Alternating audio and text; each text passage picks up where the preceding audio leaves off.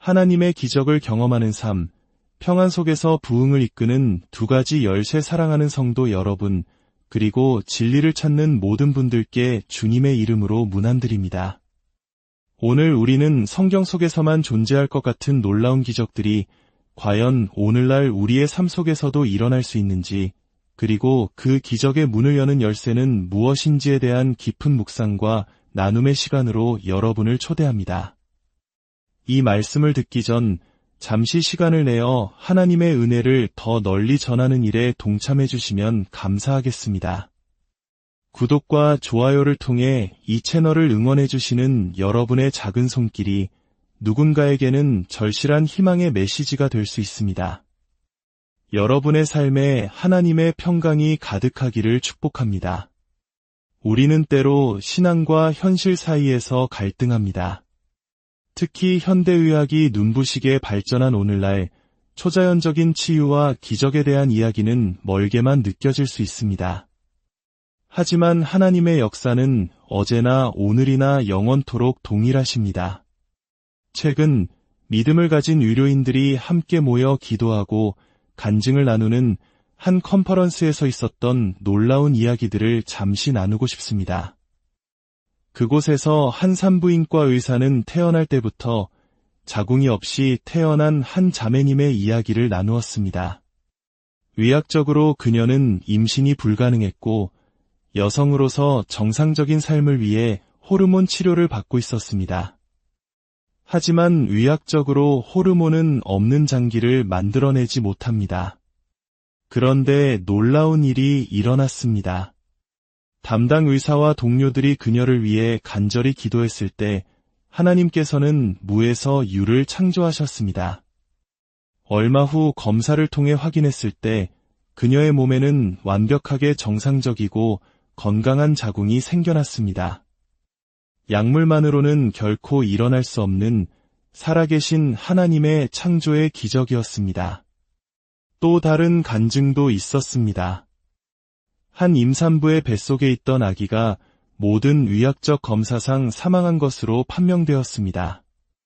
모든 지표가 아기가 더 이상 살아있지 않음을 가리키고 있었고 의료진은 유산을 준비하고 있었습니다. 하지만 그들은 포기하지 않고 기도했습니다. 그리고 2주 후 기적처럼 아기의 심장이 다시 뛰기 시작했습니다. 그 아기는 건강하게 태어나 얼마 전 첫 번째 생일을 맞이했다고 합니다. 의학 기록에는 자발적 상태 반전 현상이라는 어려운 말로 기록되었지만 우리는 그것을 하나님의 생명의 기적이라고 부릅니다. 이뿐만이 아닙니다. 헤로인 과다 복용으로 죽어가던 딸을 둔 부모가 있었습니다. 그들은 믿음으로 딸의 회복을 위해 기도했습니다. 1년 후 죽음의 문턱에 있던 그 딸은 주님을 알지 못하던 삶에서 완전히 돌이켜 목회자의 아들과 결혼하여 건강하고 신실한 가정을 꾸리게 되었습니다.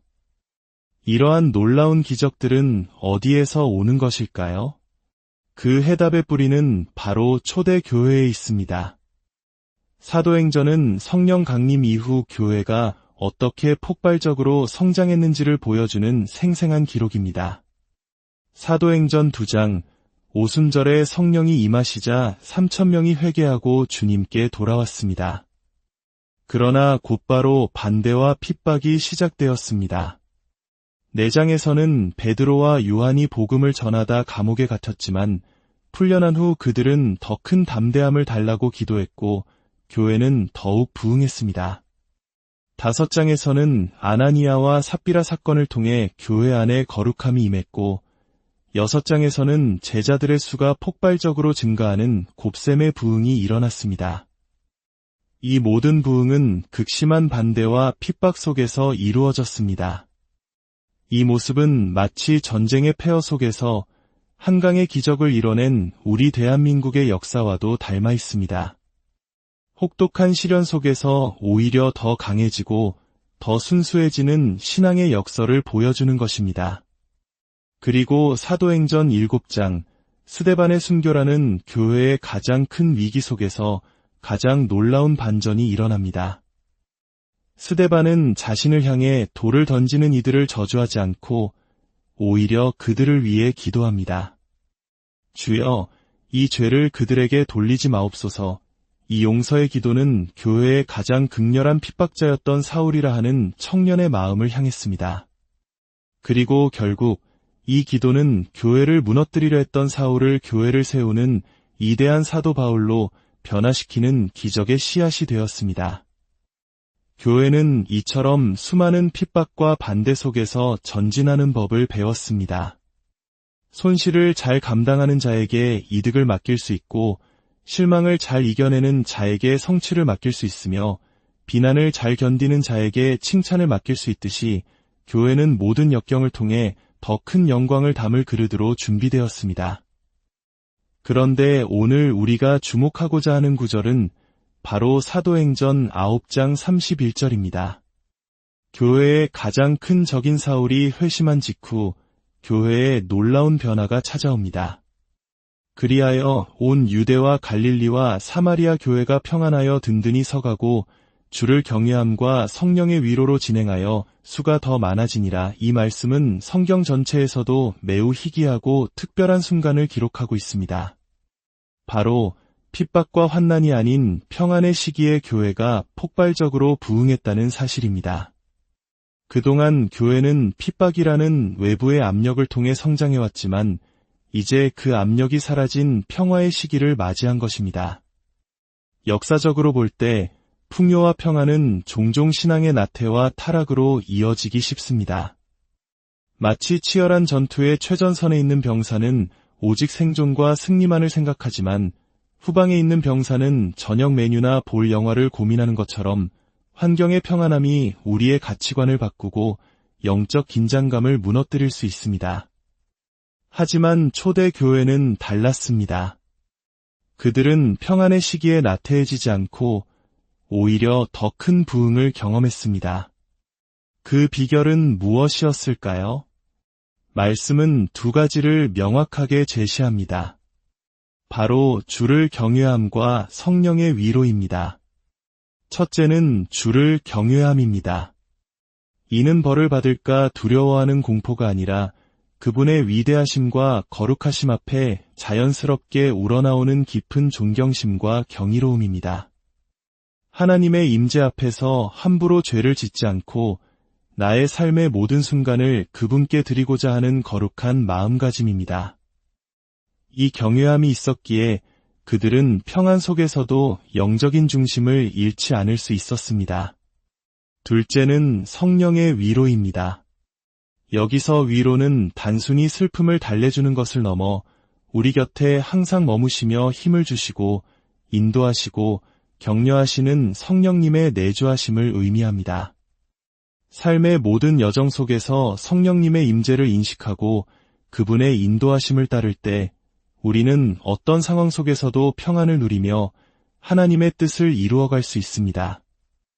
이 두 가지, 즉 하나님을 향한 거룩한 두려움과 우리 안에 거하시는 성령님과의 친밀한 교제가 바로 평안의 시대의 교회를 더욱 든든하게 세우고 부흥으로 이끈 핵심 동력이었던 것입니다. 사도 바울은 디모데에게 보낸 편지에서 모든 지도자들을 위해 기도하라고 권면합니다. 이는 그들을 통해 우리가 평안하고 안정된 삶을 살 수 있게 되며 그 평안한 환경 속에서 모든 사람이 구원을 받는 복음 전파가 더욱 활발해질 수 있기 때문입니다. 그렇습니다. 하나님께서 원하시는 첫 번째 계획, 즉 플랜 A는 핍박을 통한 성장이 아니라 평안 속에서의 부흥입니다. 사랑하는 여러분, 어쩌면 지금 여러분이 겪고 있는 인생의 가장 큰 문제가 여러분이 가장 간절히 기도해온 그 축복을 담기 위한 그릇으로 여러분을 준비시키는 하나님의 과정일지도 모릅니다. 하나님께서는 우리가 감당할 수 있는 만큼의 영광과 축복을 허락하십니다. 그러므로 우리의 기도는 이것이 되어야 합니다. 주님, 우리가 어떤 상황에 있든지 주님을 경외하는 마음을 잃지 않게 하소서.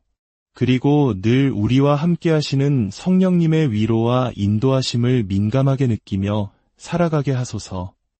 이 두 가지가 우리의 삶의 대시보드에 항상 켜져 있는 건강한 지표가 될 때 하나님께서는 우리를 통해 더 많은 영혼을 구원하시고 더 위대한 부흥의 역사를 이루어 가실 것입니다. 함께 기도하겠습니다. 주 하나님, 오늘 이 말씀을 듣는 모든 심령 위에 주님을 경외하는 아름다운 마음과 성령님의 따뜻한 위로를 부어주시옵소서. 우리가 인생의 고난 속에서도 또한 평안의 시기 속에서도 결코 영적인 중심을 잃지 않고 오직 주님의 영광을 위해 살아가는 신실한 자녀가 되게 하여 주시옵소서. 우리의 삶을 통해 하나님의 살아계심이 증거되게 하시고 우리가 속한 가정과 교회 그리고 이 땅의 놀라운 부흥의 역사를 허락하여 주시옵소서. 시편 20편 4절의 말씀으로 여러분을 축복합니다. 내 마음의 소원대로 허락하시고 내 모든 계획을 이루어 주시기를 원하노라. 여러분의 삶이 바로 이 말씀이 성취되는 축복의 계절이 되기를 예수님의 이름으로 간절히 축원합니다.